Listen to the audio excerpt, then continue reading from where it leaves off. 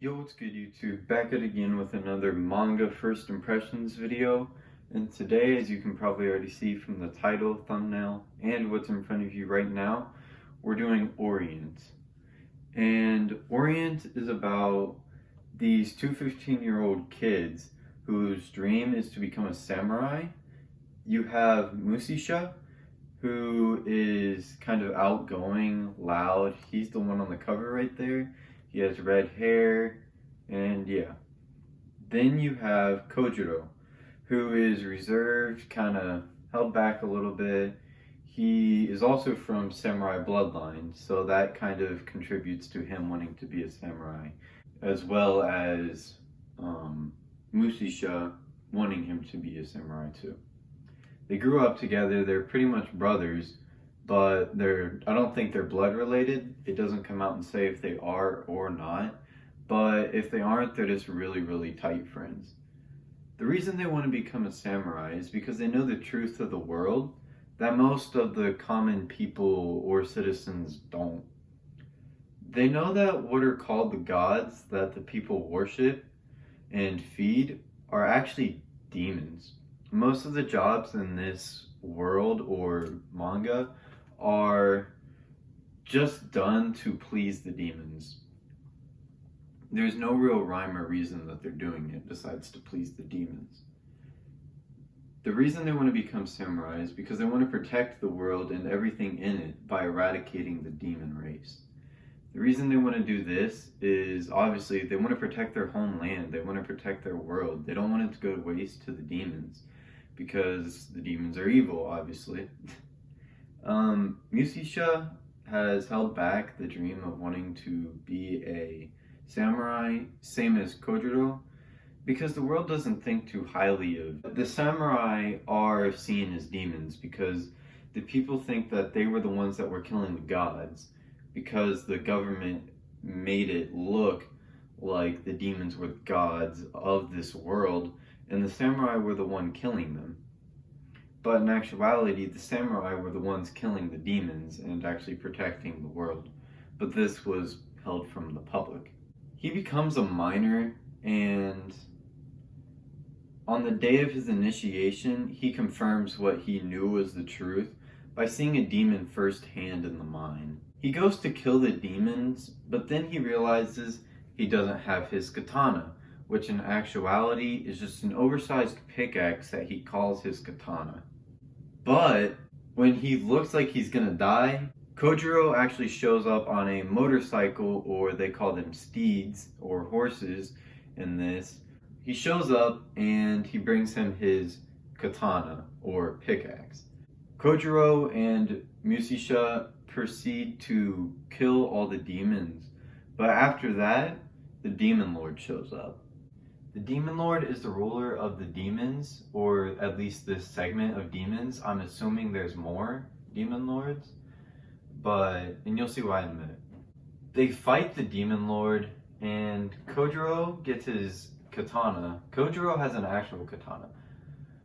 He gets his katana eaten by the Demon Lord, and this upsets Musisha, so he ends up cutting into the Demon Lord's stomach, fishing out the katana, and giving it back to Kojiro. Kojiro and Musisha think that they killed the Demon Lord, but in actuality, they didn't really do much to it. All they did was kind of weaken him for a little bit, because the Demon Lord has the power to regenerate any flesh wound. When the Demon Lord starts getting up, you realize that there's actually another band of samurai out there, just besides the one that Kojiro and Musisha want to make. The band of the samurai that they meet came to kill the Demon Lord, but of course Musisha doesn't want this to happen because he wants to get the kill to put it on his record as his first kill and to kind of pave the way for him and Kojiro as becoming their own band of samurai. They end up finding out the truth of how to kill a Demon Lord from these priests that are there kind of watching everything. They find out the truth by questioning them, but Musisha doesn't do this. Kojiro does all of that, because Kojiro is kind of like the person who thinks stuff out. Musisha just kind of rushes in and does what the hell he wants. They find out that to kill a demon lord, you have to cut off the crystal that is on its stomach. Musisha goes to cut it off, but he is not strong enough to do it. His pickaxe ends up shattering, and it looks like he's gonna die. But before that happens, the leader of the band of samurai, Tokita, comes and finishes the job, and actually ends up saving Kojiro and Musisha. And that's the basis of the plot of Orient in the first volume. I did kind of go over everything in the first volume, but that's kind of to be expected because that's all that's out right now. So I'm going to try to give as much information on it as I can. So you know if you want to check it out or if you want to hold off until there's more volumes coming out. Because the second volume actually comes out on the 6th of this month. Then the third volume comes out the 18th of next month. And then the fourth volume, which I'm guessing is the final volume, or all that's kind of released in Japanese right now, comes out on July 6th of this year.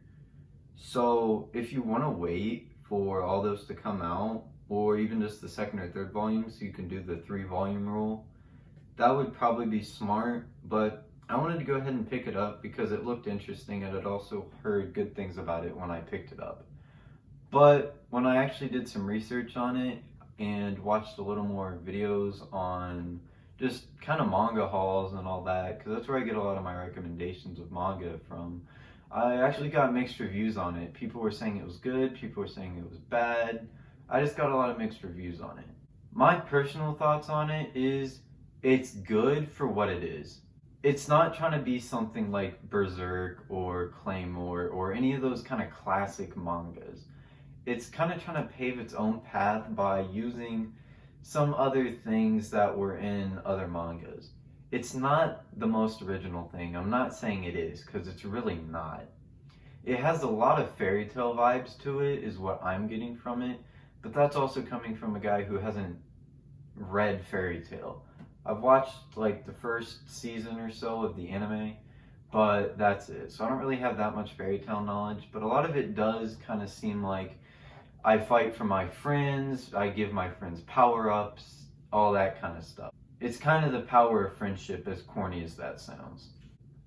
But I would personally, just off of the first volume, I'm probably going to end up collecting more of it and supporting it because I do enjoy it as of currently. I don't know how it's going to be down the line on the second, third, or fourth volume. That might change my mind if I want to keep collecting it, reading it, all that stuff. But as of right now, I think it's pretty decent. It's good enough to where I want to keep collecting it and reading it and keeping up on it. But at the same time, it's not something that I'm going to be overly hyped about whenever I read, as of right now. It's not going to be like when I pick up a new volume of Berserk, I'm not going to be like, oh shit. It's not going to be anything like that. It's going to kind of be like, okay, I'm picking it up, I enjoyed it enough to read it, but it's not anything that I'm looking forward too much. Because if they stopped releasing it right now, I don't think I would be too upset. It does have pretty good artwork. It's basic art, as most mangas are, but some of the battle scenes in it are really cool. I should have pictures popping up on the screen all throughout the video over on the right side, but yeah, the battle scenes are probably where the art shines the most, which is as of most anime and manga, because that's just where they put the majority of their budget at. Because that would make sense, because that's where people go to kind of see good art. It's nothing like Blam, to where every single panel is just extraordinary art. But that's also not what they're selling it to be either.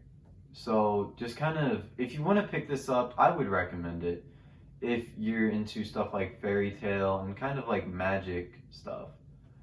Because it does have a lot of kind of, actually it kind of gives off a Black Clover vibe a little bit as well, just in the fight scenes and kind of how the art looks.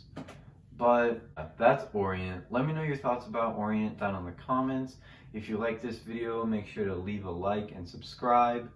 And if you want to see more content, check out my channel. I have more manga first reviews. I do manga hauls every month. And I should be uploading every Thursday, hopefully.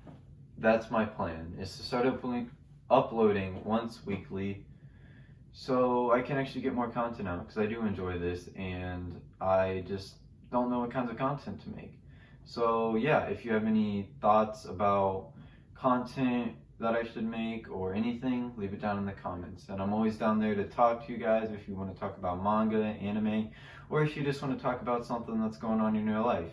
But yeah, this has been Anbu Shimura with the manga review on Orient, and I'll see you next week. Peace.